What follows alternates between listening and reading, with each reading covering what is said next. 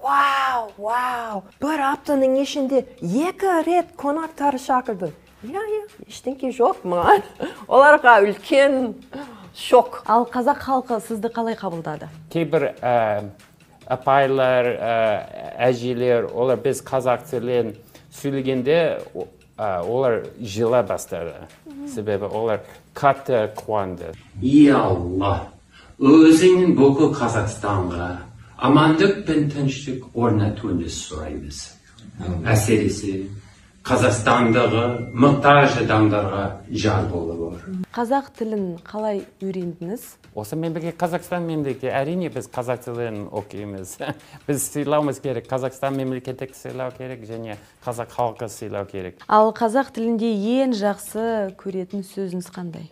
Мүмкін жиен немерем 6 айдан көшіп келгеннен кейін біз қазақ тілін орыс тілінен гөрі қазақ тілін жақсы сөйлейтін болдық. Ең сүйікті қазақтың тағамы қандай? Бесбармақ жақсы көремін. Менің әйелім бесбармақ жасауға үйренді. Есіңізде бар ма осындай қызықты сәт?